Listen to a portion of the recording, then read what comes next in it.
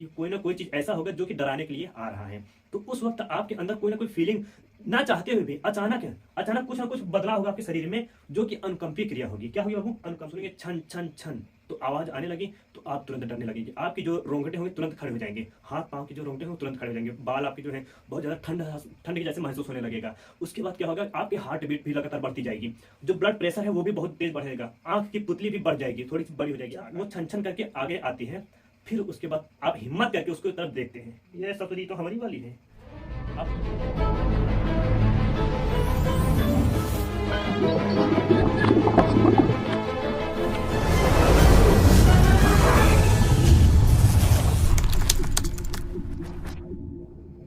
जय हिंद फ्रेंड्स, हमारे YouTube channel PHS classes में बहुत बहुत स्वागत है आपका। आज हम आपके लिए जो वीडियो लेकर आए हैं वो है आपका ब्रेन का सेकंड वाला पार्ट। फर्स्ट वाले पार्ट में हम आपको ब्रेन से रिलेटेड सारी जानकारी दे दिए थे, उसमें अग्र मस्तिष्क, मध्य मस्तिष्क, पश्च मस्तिष्क, ये तीनों टॉपिक कवर कर लिए थे। अब इस वाले पार्ट में हम क्लियर करेंगे बाबू स्पाइनल कॉर्ड। देखिए, इसको हम पढ़ेंगे क्यों, पहले ये समझ लेते हैं। देखिए, आपकी लाइफ में कभी कभी ऐसा हो जाता है कि आप चौंक जाते हैं ना, कि सोते रहते हैं तो अचानक बुरा सपने देखते हैं, तुरंत चौंक जाते हैं। या फिर आप कोई किसी के बारे में अगर ध्यान से पूरा कॉन्सेंट्रेट पूरा फोकस करके रखते हैं तो तब भी चौंक जाते हैं, जब कोई आपको पीछे खोजता है थोड़ा सा, जैसे कोई खोजेगा तुरंत चौंक जाएंगे, हड़बड़ा जाएंगे, कौन है बाबूगा। तो उस समय ये सब घटनाएं क्यों घटित होती हैं, इसको हम आपको डिटेल में आपको बताने वाले हैं कि हमारी आंखें जो फर्क करती हैं तो ऐसा क्यों होता है। तो यदि आपने इन सारी समस्याओं को जानना है तो आप वीडियो को जरूर देखिएगा। यदि आप स्टूडेंट हैं तो फिर तब भी तो और बेहतर है आपके लिए। देखिए, स्पाइनल कॉर्ड है ये, इसको द्वितीय दिमाग कहते हैं, सेकंड ब्रेन भी कहते हैं। अब बाबू ये दिमाग लगाइए आपका कि जो आपका मुख्य ब्रेन था, मिस ऊपर वाला खोपड़ी वाला जो 1400 ग्राम का था, वो एक सुरक्षात्मक आवरण से कवर था, उसको सुरक्षा की जरूरत पड़ रही थी, तो उसकी सुरक्षा कर रहा था क्रेनियम नामक हड्डी, और उसी क्रेनियम के नीचे मेनिंजेस नामक कवर पाई जा रही थी। ये तीन चीज आपका कवर कर रही थी, आपका ब्रेन को सुरक्षात्मक आवरण प्रदान कर रही थी। सेम प्रक्रिया यहाँ पर भी है, ये भी तो मेरुरज्जु जो है सेकंड ब्रेन, इसको भी तो सुरक्षा की जरूरत पड़ेगी ना, तो इसको सुरक्षा करेगा मेरुदंड और मेनिंजेस नामक कवर, दो चीज सुरक्षा करेगी। मेरुदंड बाबू ये आपका एक खोखली हड्डी होती है, जो कि आपके बिल्कुल रीढ़ की हड्डी जो होती है, इसी को कहते हैं हम मेरुदंड। क्या कहेंगे? मेरुदंड कहेंगे। इसको इंग्लिश में वर्टेब्रल कॉलम भी कहते हैं। जैसे यहाँ पर देखिए, ये जो आपकी हड्डी दिख रही है, ये वाला भाग, इसको कहते हैं मेरुदंड। ये पूरी की पूरी यहाँ तक आई रहती है, आपके यहाँ तक फोरामेन मैग्नम जो आपका छिद्र होता है वहां तक ये आई रहती है। अब इसी के बीच में छिद्र पाया जाएगा। अब उसी छिद्र में आपका स्पाइनल कॉर्ड या फिर मेरुरज्जु पाया जाता है। जैसा कि इमेज में आप देख पा रहे हैं बेहतर तरीके से कि आपका जो स्पाइनल कॉर्ड है वो बिल्कुल सेरिब्रल कॉलम के मध्य में ही पाया जा रहा है। ये आपको कोई दिक्कत नहीं है बाबू। अब इसमें समझ लेते हैं कि जो हमारा मेरुरज्जु है, इसको सुरक्षा की तो आवश्यकता है। ड्यूरामेटर, एरेगनॉइड और पायोमेटर, ये तीन प्रकार की कवर होती है, सुरक्षात्मक आवरण होती है, जो इसको ऊर्जा प्रदान करता है। मीन्स सुरक्षा भी प्रदान करेगा और ऊर्जा भी प्रदान करेगा। उनमें से ऊर्जा देने का काम पायोमेटर करेगा, और ये दोनों ड्यूरामेटर और एरेगनॉइड ये उसको सुरक्षात्मक आवरण प्रदान करती है। यहाँ तक कोई दिक्कत नहीं है। आगे देख लेते हैं कि जो मस्तिष्क होता है और मेरुरज्जु होता है, इनमें से 12 जोड़ी और 31 जोड़ी तंत्रिकाएं निकलती है, तंत्रिका तंतु निकलता है। 12 जोड़ी निकलेगा आपके मस्तिष्क से। जैसे कि यहाँ पर इमेज में देख पा रहे हैं, रेड कलर में जो आपके दिख रहा है, ये आपके 12 जोड़ी मतलब होता है बाबू 24, टोटल 24 तंत्रिकाएं निकलती हैं। मेरुरज्जु से भी 31 जोड़ी मतलब 62 तंत्रिकाएं निकलती हैं। देखिए, आपके ब्रेन का दो भाग होता है, एक दाहिना एक बायां। तो दाहिने में 12, बाएं में भी 12, तो 12 जोड़ी, 12 इधर 12 इधर, दोनों को जोड़ी में कहेंगे तो 12 जोड़ी होती है। क्लियर है? अब आगे है, मेरुरज्जु में 31 जोड़ी होती है। 31 जोड़ी दाहिने साइड को और 31 तंत्रिकाएं बाएं साइड को, इन दोनों को मिलाकर कहेंगे 62, और जोड़ी में कहेंगे तो 31 जोड़ी। यहाँ तक कोई दिक्कत नहीं है। अभी इसको हम पूरा डाउट क्लियर करेंगे आगे वाले पार्ट में, बहुत बेहतर समझाएंगे। पहला है, उसके बाद आ जाता है प्रतिवर्ती क्रिया। प्रतिवर्ती क्रिया क्या है बाबू? अब इसी को समझने के लिए हमें पूरी प्रक्रिया को समझना होगा। प्रतिवर्ती क्रिया को हम रिफ्लेक्स एक्शन कहते हैं। रिफ्लेक्स एक्शन जो विपरीत वापस आकर टकरा कर वापस आए, उसको कहते हैं रिफ्लेक्स एक्शन, प्रतिवर्ती क्रिया। कोई चीज आप सोच रहे हैं, सोचने के बाद जो एक्शन घटित होता है, जो घटना घटित होती है, उसी को कहते हैं प्रतिवर्ती क्रिया। जैसे एग्जाम्पल की दृष्टि से आपको बताएंगे कि आप किसी के बारे में बहुत पूरी तरह से मग्न हो गए हैं सोचने में, किसी की कोई भी टॉपिक सोच रहे हैं, बिल्कुल पूरा कॉन्सेंट्रेट आपका वहीं पर है। उसी वक्त आपको पीछे से कोई खोचा, थोड़ा सा भी खोचा, तुरंत आप चौंक जाते हैं ना। तो वो चौंकने की जो क्रिया होती है उस प्रक्रिया को कहते हैं प्रतिवर्ती क्रिया। क्या कहेंगे बाबू? प्रतिवर्ती क्रिया। क्यों? आप देखिए उसका कारण क्या है कि क्यों आप चौंकते हैं। जैसे कि आपको बताया कि आपके पास दो ब्रेन होता है, एक होता है जो मुख्य ब्रेन होता है, एक होता है स्पाइनल कॉर्ड वाला। अब ये ब्रेन सारा काम करता है, लेकिन ये टेम्पररी ब्रेन होता है। टेम्पररी मतलब एक काम चलाओ ब्रेन जिसको कह सकते हैं। तो जब ये ब्रेन पूरा कॉन्सेंट्रेट करके रखा था कहां पे? किसी टॉपिक को सोचने में रखा था, लेकिन उस समय ये वाला ब्रेन को कहा था, ये आदेश दिया था कि तुम अब थोड़ा सा काम कर लो, कोई भी आए तो हमें बता देना। तो ये पागल इतना सनकी टाइप में है कि जैसे ही ये तो कहेंगे हाँ ठीक है हम पूरा तरह से हैंडल कर लेंगे, इसको आदत तो है नहीं, क्योंकि आदत तो सारी इसको है, सब सोचने करने की क्रिया आदत इसको है, इसको कोई आदत नहीं है, सोचने समझने की इसके पास कोई आदत नहीं होती है। तो जब ये बबुआ ये वाला दिमाग, ये तो पूरा तरह से कॉन्सेंट्रेट है उसके ऊपर, किसी के टॉपिक पर कॉन्सेंट्रेट फोकस करके रखा है। अब ये कहेगा कि ठीक है हम पूरी तरह से काम कर लेंगे। जैसे आपको कोई खोजता है, हल्का सा खोजेगा ना, ये तुरंत चौंक जाता है। चौंक जाएगा मतलब ये तो अकेले जगेगा ही, साथ में इसको भी झोंक देगा, इसको भी जगेगा, उठो अब तुम्हारा काम है। तो ये पगला कहता है कि तुम, इसीलिए तुमको कोई काम नहीं देते हैं। तो ये इसको ज्यादा काम नहीं दिया जाता, ये सारा फोकस इसके ऊपर रहता है। तो ये उठेगा, स्पाइनल कॉर्ड उठेगा तो सबको जगा देगा। जैसे ये झसकोर कर जगाएगा ना, तुरंत आप चौंक जाते हैं। ये समझ में आया ना बाबू? अब देखिए, अब किसी बच्चे को कोई स्वप्न आता रहता है, स्वप्न आया रहता है, तो उस वक्त वो चौंकता कैसे है? एग्जाम्पल जैसे बताएं आपको कि आप देखते रहते हैं, या फिर आप बड़े भी हो गए तब भी स्वप्न देखते हैं। कोई अच्छा स्वप्न देख रहे हैं, किसी परी का स्वप्न देख रहे, पूरा फोकस वहां पर है, पूरा फोकस वहां पर रहता है। लेकिन अगर आपको कोई उठाए, हल्का सा उठाएगा तो आप झसकोर कर तुरंत उठ जाते हैं। क्यों उठ जाते हैं?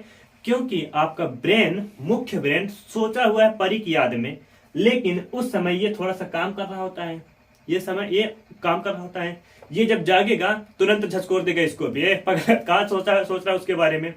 तो जैसे उसके बारे में सोचेगा तुरंत आप चौंक कर उठ जाते हैं। ये समझ में आया ना बाबू? अब यहाँ पर एक वैज्ञानिक ने इसको पूरी तरह से प्रूफ करने के लिए एक एग्जाम्पल भी दिया था। एग्जाम्पल के लिए दिया था, जैसे कि आप जानते हैं कि जितने भी जीव हैं सबके अंदर तंत्रिका तंत्र पाया जाता है ना। तो तंत्रिका तंत्र पाया जाएगा तो ब्रेन भी पाया जाएगा, और ब्रेन पाया जाएगा तो आपका रीढ़ की हड्डी भी पाई जाएगी, और रीढ़ की हड्डी में मेरुदंड भी, स्पाइनल कॉर्ड भी पाया जाएगा, मेरुरज्जु भी पाया जाएगा। वैसे ही एक वैज्ञानिक ने एक क्रियाकलाप किया, एक मेढक को आधे आधे भाग में डिवाइड कर दिया। मतलब जो इसका सिर था मेढक का, इसको काट कर हटा दिया, मेढक के सिर को काट के हटा दिया, और उसको जो निचले वाला भाग था इसको थोड़ा सा इसमें प्रैक्टिकल किया। ये निचले वाला भाग है, इसमें थोड़ा सा ये प्रैक्टिकल किए। अब प्रैक्टिकल किए, देखिए क्या किए। मेढक के बीच वाला जो मेरुरज्जु है, क्योंकि मेरुरज्जु बीच में ही पाई जाएगी, अब मेरुरज्जु के बीच में इसको थोड़ा सा निकाल कर खींचा ब्लेड से, और खींचने के बाद इसको एक कटिया में फंसाकर ऐसे लटका दिए। कटिया में लटका दिए। लटकाने के बाद बाबू आपको बताते हैं कि आपका ब्रेन किसी भी जीव को मरने के बाद लगभग 10 मिनट तक आपका ब्रेन जीवित रहता है। कितना? 10 मिनट तक आपका ब्रेन जीवित रहता है। अब उसी 10 मिनट के अंदर में उन्होंने ये काम किया था। एक मेढक को काटा, उसको ऐसे लटका दिया। अब उसके पैर में एक एसिड लगाए, एसिड मतलब अम्ल, एसिड यहाँ पर लगाए इसके पैर में। तो ये उन्होंने देखा कि क्या ये मेढक अभी काम करता है या फिर नहीं करता। तो ये मेढक के दाहिने पैर में वो एसिड लगाए, लेकिन वो बाएं पैर से अपना खुजला रहा था, इसे मारा हुआ था तब भी खुजला रहा था। तो ये बाबू याद रखना कि ह्यूमन का ब्रेन या फिर किसी भी जीव का ब्रेन है, वो मरने के बाद भी 10 मिनट तक जीवित रहता है। यहाँ तक कोई दिक्कत नहीं। अब ब्रेन के बारे में थोड़ा सा आपको एक्स्ट्रा जानकारी दे देते हैं। आपका जो ब्रेन होता है, इसके पास इतनी कैपेसिटी होती है बाबू ना, कुछ भी कर सकता है। बोले तो XYZ। अभी तक आपको हम बता दें कि इसके अंदर सोचने समझने की क्षमता कितनी है। मतलब जो स्टोरेज क्षमता कहते हैं ना, कि आपके मोबाइल में 128 GB की मेमोरी है या फिर 256 GB की मेमोरी है। तो ये जीबी जो होता है ना, इसको कहते हैं गीगाबाइट। क्या कहेंगे? गीगाबाइट, शॉर्टकट में कहते हैं जीबी। मेमोरी की जो होता है आपका, इसको कहते हैं जीबी शॉर्टकट में। अब 1 जीबी मेमोरी में आप 1-2 पिक्चर रख सकते हैं, 1 या फिर 2 पिक्चर रख सकते हैं। अब आप दिमाग लगाइए कि आपका जो ब्रेन है इसके पास इतनी मेमोरी है, इतना ज्यादा जीबी है। स्टोरेज पावर की बात करेंगे तो 2.5 मिलियन, कितना बाबू, 2.5 मिलियन, 2.5 मिलियन इसके पास मेमोरी पावर होती है। मिलियन गलत है, थोड़ा सा समझ लेना, हिंदी में लिख दे रहे हैं, मिलियन, 2.5 मिलियन जीबी, कितने में बाबू, जीबी में ह्यूमन का ब्रेन होता है। अब आप 2.5 मिलियन जीबी में कितना स्टोर कर सकते हो, बहुत ज्यादा, बोले तो बहुत ज्यादा स्टोर कर सकते हो आप। ये आपको समझ में आया। अब देखिए यहाँ पर आप कुछ और टॉपिक आपको हम क्लियर करा दे रहे हैं। आपका ब्रेन तो इतने जीबी को स्टोर कर सकता है। ये आपका ब्रेन मस्तिष्क हो गया, मेरुरज्जु हो गई, यहाँ पर आपको समझ में आया। अब आप इसका स्क्रीनशॉट ले लीजिए। अब हम आगे चलते हैं इसका नेक्स्ट पार्ट में, जो कि तंत्रिकाओं की जो संख्या होती है उनको हम समझ लेते हैं। मुख्य तंत्रिका तंत्र जो होता है, नर्वस सिस्टम, उसको बेहतर समझ लेते हैं। याद रखना कि ये जो ब्रेन होता है, मस्तिष्क और स्पाइनल कॉर्ड, इन दोनों को मिलाकर आपका CNS मतलब सेंट्रल नर्वस सिस्टम बनता है। CNS को कहते हैं सेंट्रल नर्वस सिस्टम, केंद्रीय तंत्रिका तंत्र। ये एक भाग हो गया। इसमें आप समझ लिए कि मस्तिष्क से निकलने वाली 12 जोड़ी होती है, मेरुरज्जु से निकलने वाली 31 जोड़ी नसें होती हैं। इसका स्क्रीनशॉट लीजिए, फिर आगे चलते हैं इसके तंत्रिका तंत्र समझाने के लिए। यहाँ पर देखेंगे कि हमारी जो तंत्रिका तंत्र होती है इसको 3 भागों में डिवाइड किया जाता है बाबू। अब यहाँ पर बिल्कुल कंसंट्रेट होकर देखिएगा, क्योंकि जो अभी तक हम बताए हैं वो ब्रेन का मुख्य भाग था, ब्रेन को अच्छे से समझ लिए हैं। लेकिन अब जो तंत्रिका तंत्र होती है इसको भी थोड़ा सा समझ लेते हैं, क्योंकि एग्जाम के बेस्ट पर ये बहुत ही महत्वपूर्ण होता है आपके लिए। यहाँ पर देखेंगे कि जो तंत्रिका तंत्र होती है इसको नर्वस सिस्टम कहते हैं। अब तंत्रिका तंत्र में ही आपका ब्रेन आ जाता है, ब्रेन और स्पाइनल कॉर्ड ही आ जाता है। इसको मुख्य 3 भागों में इसको डिवाइड किया जाता है। पहला है केंद्रीय तंत्रिका तंत्र, जिसको हम कहते हैं सेंट्रल नर्वस सिस्टम। इंग्लिश में क्या कहेंगे बाबू, सेंट्रल नर्वस सिस्टम। शॉर्टकट में कहेंगे CNS, क्या कहेंगे, CNS, सेंट्रल नर्वस सिस्टम। उसके बाद आ जाता है परिधीय तंत्रिका तंत्र, इसको पेरिफेरल नर्वस सिस्टम कहते हैं, पेरिफेरल नर्वस सिस्टम कहते हैं। शॉर्टकट में कहेंगे PNS। यहां तक कोई दिक्कत नहीं। आगे है स्वायत्त तंत्रिका तंत्र। ये पूरी तरह से स्वतंत्र होती है, इसके ऊपर कोई जोर दबाव नहीं होता है। मीन्स इसके ऊपर कोई भी नियम फॉलो नहीं होता। अभी तक आप जैसे जितना भी पढ़े हैं सब में कोई ना कोई नियम लग रहा था, रूल्स और रेगुलेशंस लग रहे थे। लेकिन जो स्वायत्त तंत्रिका तंत्र है इसका मतलब वो स्वाधीन, किसी के ऊपर डिपेंड नहीं रहेगा, खुद करेगा, खुद के ऊपर ये झेलना पड़ता है इसको। तो इसलिए इसको कहते हैं autonomous nervous system. Autonomous shortcut में कहेंगे ANS। क्या कहेंगे बाबू, ANS। क्लियर है। अब इसमें आगे देख लेते हैं जो केंद्रीय तंत्रिका तंत्र है इसको सेंट्रल नर्वस सिस्टम कहते हैं। सेंट्रल नर्वस सिस्टम में आपको ब्रेन बता दिए हैं, मस्तिष्क पढ़ा दिए हैं आपको, इसमें कितने भाग होते हैं, वो कौन कौन सा काम करते हैं सब बता दिए हैं। स्पाइनल कॉर्ड सेकंड आ जाता है, मस्तिष्क का दूसरा भाग होता है। पहला मस्तिष्क ये है, दूसरा मस्तिष्क ये है। ये स्पाइनल कॉर्ड को हम बता दिए कि जो बिल्कुल रीढ़ की हड्डी होती है उसके मध्य में पाया जाता है स्पाइनल कॉर्ड, मेरुरज्जु। ये मुख्य होते हैं यही दोनों, इसलिए इन दोनों को कहते हैं सेंट्रल नर्वस सिस्टम, केंद्रीय तंत्रिका तंत्र। यहां तक कोई दिक्कत नहीं। अब यहाँ पर देखिए समझने वाली बात है कि मस्तिष्क से, ब्रेन से 12 जोड़ी नसें निकलती हैं। कितना बाबू, 12 जोड़ी नसें होती हैं। और स्पाइनल कॉर्ड से, मेरुरज्जु से भी 31 जोड़ी नसें निकलती हैं, तंत्रिका तंत्र निकलता है। अब वही जो 12 जोड़ी और 31 जोड़ी होता है यही काम करता है परिधीय तंत्रिका तंत्र में। परिधीय मतलब होता है बाबू चारों ओर का भाग, चारों ओर का भाग। जैसे आपका ये वृत्त हो गया, वृत्त के चारों ओर के को कहते हैं, इसको हम परिधीय, क्या कहेंगे बाबू, परिधि कहेंगे। यहां तक कोई दिक्कत नहीं। जैसे आपका जो मस्तिष्क है, ब्रेन है और स्पाइनल कॉर्ड है, ये बिल्कुल मध्य में पाया जा रहा है। रीढ़ की हड्डी में स्पाइनल कॉर्ड है और ऊपर है आपका ब्रेन। तो अब इसमें से जो 12 जोड़ी और 31 जोड़ी निकल रही हैं ये साइड साइड में काम करेगी। जितने हाथ, पांव, पैर, खोपड़ी उपड़ी, जितने भी आंख में जहां पर जितना फैला हुआ है, तो ये सब 12 जोड़ी और 31 जोड़ी नसें ये काम करती हैं। अब काम कैसे करती हैं, जैसे मान लेते हैं कि आपके बाएं हाथ में कोई मच्छर चुभ हो रहा है, खून चूस रहा है लगातार, तो आप देखते रहते हैं कि खून चूस ले बबुआ, अभी तुमको निपटाते हैं। तो वहां जैसे वो खून चूसता है तो तुरंत वहां से कोई नस जाती है आपके दिमाग में, ब्रेन में जाता है, ब्रेन में जाएगा बाबू। तो वहां से ब्रेन से एक ऑर्डर आएगा, आदेश आएगा, आदेश देगा किस हाथ को, दाहिने हाथ को। क्यों देगा दाहिने हाथ को? पैर को नहीं दे सकता है, दोनों पैर को नहीं दे सकता है, इस वाले हाथ को नहीं दे सकता है। कारण क्या है कि उस मच्छर को मारना है तो पैर से थोड़ी ना उतार के मारेंगे उसको, ऐसा नहीं मार सकते हैं, ना तो दाहिने पैर से ना बाएं पैर से नहीं मार सकते, इस हाथ से भी उसको नहीं मार सकते हैं। तो आदेश देता है किसको? दाहिने हाथ को देता है। तो दाहिने हाथ को जैसे आदेश देगा पट्ट से मार देगा, एक्सरे छप जाएगा वहां पर, तुरंत देखेंगे तो वहां पर मच्छर का बना हुआ आपको मिलता है। तो ये जो 31 जोड़ी और 12 जोड़ी नसें होती हैं, ये साइड साइड वाला काम करती हैं, किनारे किनारे वाला काम करती हैं। कोई दिक्कत नहीं यहाँ पर। जैसे आपको कोई खुजली होता है ना, खुजवाने लगते हैं, बंदर अंदर के देखते हैं ना, ये लगता है ऐसे खजवाने लगते हैं, बहुत खतरनाक खजवाते हैं वो लोग। जुआ भी बहुत बढ़िया ढूंढते हैं, ढूंढवा लेना कभी समझ में आ जाएगा कैसे ढूंढते हैं, कंपटा मार मार के ढूंढते हैं वो। तो जो 12 जोड़ी और 31 जोड़ी नसें होती हैं, ये और काम करती हैं। जैसे आपको कहीं दर्द हो रहा है तो दर्द वो किस चीज का हो रहा है आपको तुरंत पता चल जाएगा। कि जैसे मान लो पेट में दर्द होता है तो तुरंत समझ में आ जाता है कि पेट दर्द हो रहा है। तो वहां से जो नसें ले जाएंगी वो बाबू सेंसरी नस होता है, और फिर वहां से एक आदेश आएगा कि उसको ठीक करना है। तो कैसे ठीक करेंगे? दिमाग कहेगा कि कोई ना कोई दवा लो, एक्सटर्नल बाहर से कोई ना कोई मेडिसिन लो तो ठीक हो जाएगा। तो जो 31 और 12 जोड़ी होती है इनका काम समझ में आया बाबू। तो ऐसे बहुत सारे काम को करते हैं, एक एक को एक्सप्लेन नहीं कर सकते क्योंकि वीडियो बहुत काफी लंबा हो जाएगा यहाँ पर।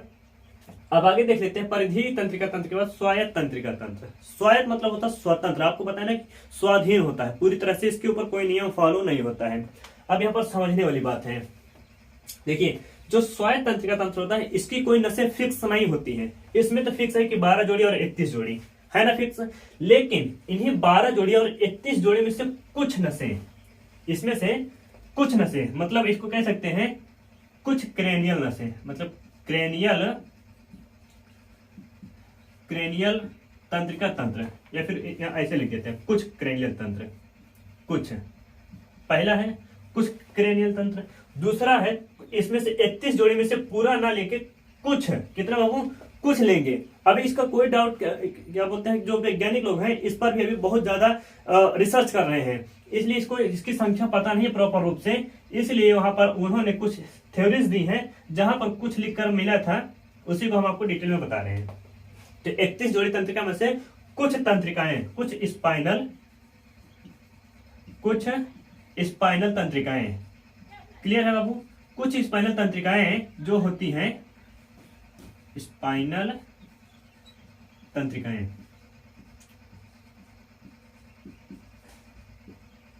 कुछ स्पाइनल तंत्रिकाएं होती हैं जो स्वायत्त तंत्रिका तंत्र का काम करती हैं। अब स्वायत्त तंत्रिका तंत्र कैसे काम करता है? इसमें 2 प्रकार की प्रक्रियाएं होती हैं। अब 2 प्रकार की कौन सी? एक होता है अनुकंपी, एक होता है परानुकंपी। अब अनुकंपी मतलब बहुत आसान है आप समझने में, आप थोड़ा सा कंसंट्रेट करके देखिएगा ताकि आप बेहतर समझ में आ जाए। अनुकंपी मतलब होता है बाबू किसी चीज का बढ़ जाना, क्योंकि किसी चीज का तो आपके बॉडी के अंदर ही ये प्रक्रिया हो रही है, तो जाहिर सी बात है कि आपके शरीर के अंदर ही कुछ ना कुछ की बढ़ोतरी जरूर हो जाएगी, कोई दिक्कत नहीं। और परानुकंपी मतलब होता है वही चीज नॉर्मल हो जाना। अब जैसे इसको एग्जाम्पल की दृष्टि से देखेंगे बहुत बेहतर समझ में आएगा। जैसे आप कहीं रात में जा रहे हैं, मान लो आप कहीं रात में निकल लिए अकेले और लगभग रात के 11-12 बज गए हैं, उस वक्त आप अकेले हैं और ठंड भी पड़ रही है, कोई चीज आपको पीछे से खर्र खर्र की आवाज या फिर छन छन की आवाज सुनाई देती है, तो उस वक्त आप तुरंत डर जाते हैं कि लग रहा है कि कोई ना कोई चुड़ैल होगी, भूतिन होगी, महुओं पर की चुड़ैल होगी। तो आप दिमाग लगाते हैं कि कोई ना कोई चीज ऐसा होगा जो कि डराने के लिए आ रहा है। तो उस वक्त आपके अंदर कोई ना कोई फीलिंग ना चाहते हुए भी अचानक कुछ ना कुछ बदलाव होगा आपके शरीर में, जो कि अनुकंपी क्रिया होगी। क्या होगी बाबू? अनुकंपी। जैसे हृदय की धड़कन का बढ़ जाना, पहला है हृदय की, जब सुनेंगे छन छन छन तो आवाज आने लगी तो आप तुरंत डरने लगेंगे, आपकी जो रोंगटे होंगे तुरंत खड़े हो जाएंगे, हाथ पांव की जो रोंगटे होंगे तुरंत खड़े हो जाएंगे, बाल आपके जो है बहुत ज्यादा ठंड के जैसे महसूस होने लगेगा। उसके बाद क्या होगा, आपके हार्ट बीट भी लगातार बढ़ती जाएगी, जो ब्लड प्रेशर है वो भी बहुत तेज बढ़ेगा, आंख की पुतली भी बढ़ जाएगी, थोड़ी सी बड़ी हो जाएगी आकार में, और किसी को बहुत ज्यादा डर गया है तो टॉयलेट भी निकाल मतलब पेशाब भी कर देता है। उससे भी ज्यादा डर गया है तो लैटरिन भी कर देते हैं। तो ये प्रक्रियाएं होती हैं जब वो छन छन की आवाज करके आपके पास आने लगती हैं। तो उस वक्त आप नहीं देखते हैं कुछ, आप नहीं चाहते हैं कि हमारे शरीर में ये सब बदलाव हो, लेकिन ये ऑटोमेटिक हो जाता है आपके ना चाहते हुए। इसलिए इसको कहते हैं अनैच्छिक। क्या कहेंगे बाबू? अनैच्छिक कहेंगे इसको। अनैच्छिक क्रिया होती है यहाँ पर। तो आपकी बिना इच्छा के अनुसार ये काम करता है। तो जब वो छन छन करके आगे आती है, फिर उसके बाद आप हिम्मत करके उसके तरफ देखते हैं, ये ससुरी तो हमारी वाली है। आप तुरंत वहां पर सबका आपका नॉर्मल होने लगता है। जब कहते हैं ये तो हमारी वाली है, यहाँ पर हमें हमारा पीछा कर रही थी, तो वहां पर फिर आपका जब ये सब नॉर्मल होने लगेगा तो आपका परानुकंपी हो जाएगा। सॉरी परानुकंपी हो जाएगा। आपका जो हार्ट बीट बढ़ जाएगा वो धीरे धीरे नॉर्मल हो जाएगा। जो रक्तदाब बढ़ जाता है वो भी धीरे धीरे नॉर्मल हो जाता है। आपकी जो नेत्र का साइज जो बढ़ जाता है ना, डर जाते हैं तो बढ़ जाता है, उस वक्त फिर आपकी धीरे धीरे वो कवर हो जाएंगी, फिर सिकुड़ने लगती हैं, नेत्र की पुतली सिकुड़ जाती हैं। जो हालांकि मूत्रा से कर दिया तो वापस तो नहीं आएगा, वो फिर से आपका रिलैक्स हो जाता है, रिलैक्स मोड में चला जाता है। तो ये होता है बाबू आपका अनुकंपी और परानुकंपी। याद है? तो जितना भी आपकी समस्याएं, किसी को अगर लगता है कि ये डर रहा है तो तुरंत दिमाग लगा लो कि संजय सर जी बताए हैं कि उसके अंदर कौन सी क्रिया हो रही है? अनुकंपी क्रिया। और कौन सी क्रिया होगी? जब रिलैक्स हो जाएगा परानुकंपी हो जाएगा। यहाँ तक कोई दिक्कत नहीं है। कभी कभी ऐसे छोटे बच्चे होते हैं ना, उनको डराना मत। लेकिन बाबू एक चीज बता दे रहे हैं आपको कि छोटे बच्चों में ये जो घटनाएं घटित होती हैं, वो कभी कभी उनका हार्ट की समस्या भी आ जाती है, वो बेचारे खत्म हो जाते हैं। उनको बहुत ज्यादा डर जाएंगे ना तो बीमार भी पड़ जाते हैं, क्योंकि उनका दिमाग जो होता है ना, वो स्वायत्त तंत्रिका तंत्र की वजह से जो अनुकंपी और परानुकंपी घटनाएं घटित हो रही हैं, इसकी वजह से वो दिमाग अपना संतुलन खो बैठता है, जिसकी वजह से उसको डॉक्टर के पास ले जाना पड़ता है। तो डॉक्टर उसको एक्सप्लेन करके बताता है कि इसकी ये समस्याएं होती हैं। तो उम्मीद है बाबू ये वीडियो आपको समझ में आया होगा। आप इसका स्क्रीनशॉट ले लीजिए। अब इसी के साथ मिलेंगे नए वीडियो में, तब तक के लिए जय हिंद, जय भारत।